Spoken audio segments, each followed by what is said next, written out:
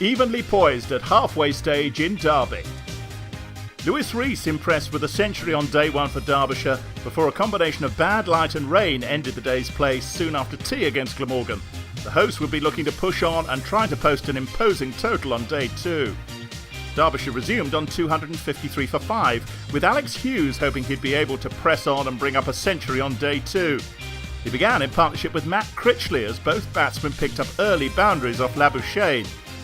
But Critchley was soon gone as Dan Dewthwaite removed him for 15, with Selman taking the catch.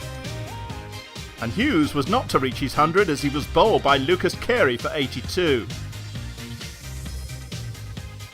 Who also soon claimed the scalp of Van Beek in similar fashion.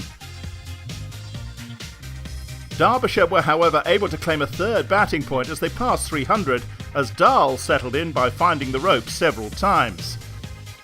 But Carey struck again to remove Palladino and leave Derbyshire 9 down. Dal fought back, finding the rope twice from a Dewthwaite over to reach 350 and register a fourth batting point.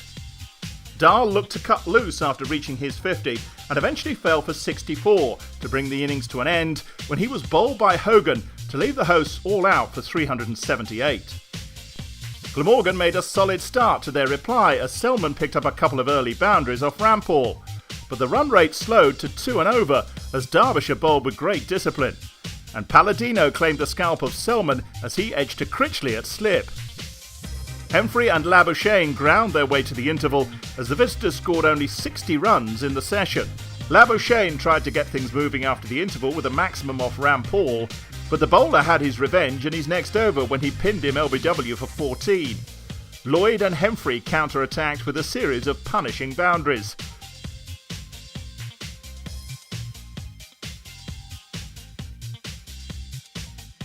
Before Rees had Lloyd caught by Dal.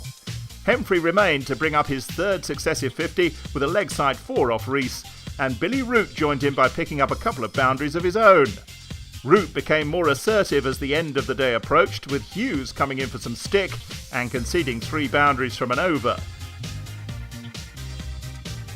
But Hemfrey fell LBW to Van Beek for 75.